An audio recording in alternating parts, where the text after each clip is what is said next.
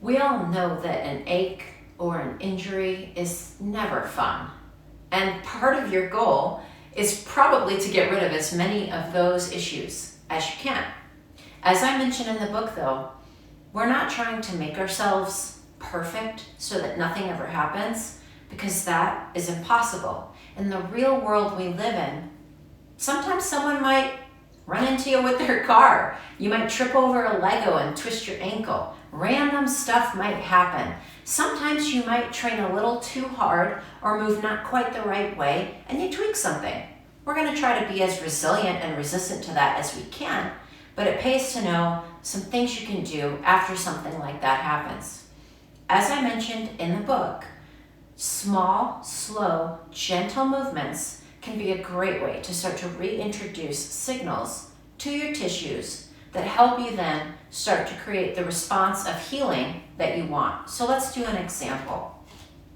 Let's say you've had some neck pain for a while and you've been doing the stretches till the cows come home and it's not making any difference. What we can do is find the area that we feel the discomfort. Maybe it's right here. And instead of just stretching it, we can create a light stretch to start, but then use what's called a positional isometric and contract the tissue that we're stretching. So if I feel some stretch right here, and that creates a bit of mild relief for the area, I'll hold that for 30 seconds. Then I'll create some light tension here, maybe 30% of my total ability, of trying to contract that tissue to bring my head back while this hand resists it. So it'll look like this. As you can see, it looks like nothing's happening because it's an isometric movement, but these are contracting. I'm trying to push my head back the way it came from. This is meeting the resistance.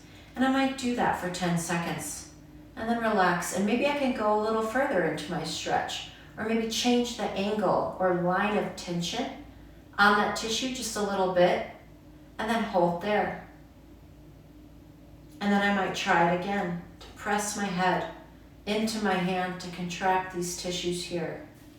Hold for 10 seconds, and then relax. That's one simple option. Let's stay with the neck as this example. Let's say that when you turn your head this way, it hurts. You get to here, and you're like, I don't want to go any further. Definitely don't go any further. We don't want to push into pain. And we don't want to teach our brain that it should associate pain with that motion. But what you can do is turn your head towards that position, stop before you get to the painful point, and then turn your head all the way the other direction. Bring your head back, turn it all the way the other direction. Maybe you go up to that point and explore what tipping your head from side to side does for you. Maybe you go to that point and nod and see what that does for you.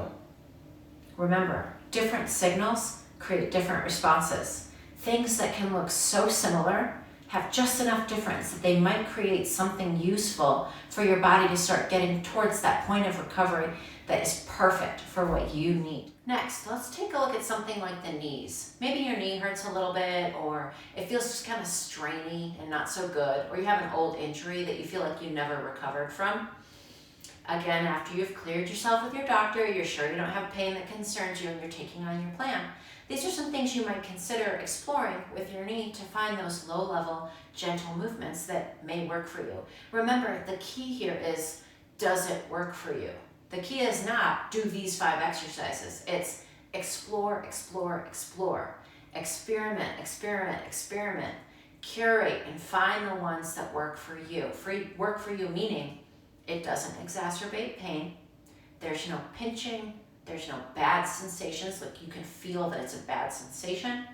And it feels safe for you, because mentally it has to feel like, I feel okay doing this, in order for your body to really get the most out of it. So let's imagine we've got some knee pain. The first thing you might start with is, how does it feel when I move it? Okay, let's imagine it doesn't feel so good out here, but it feels really good back here.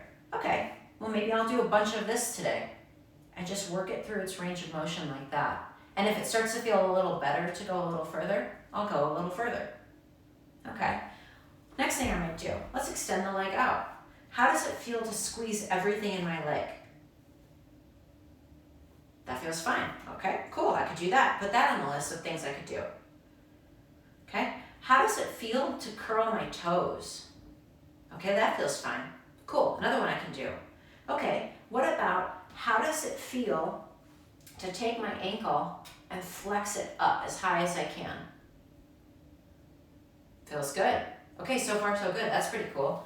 What if I took my leg and held it and said, what about when I point my toe downward? Weirdly, something doesn't feel good there. Okay.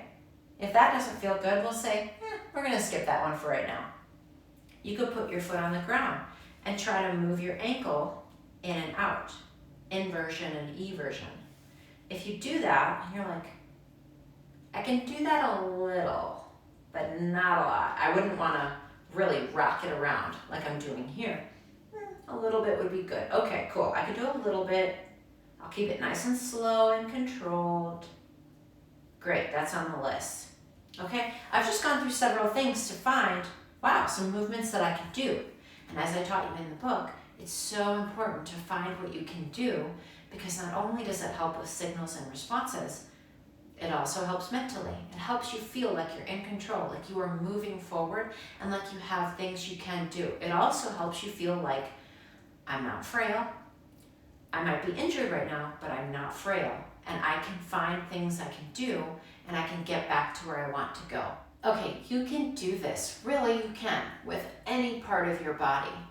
Muscles, joints, positions that don't feel good, injuries that are super old that you feel like you're stuck with. Start exploring low-level, gentle movements that feel safe, pain-free, and without any bad sensation in them. And then do them a lot, because that is a signal to your body that nets you so many responses that are going to move you in a positive direction.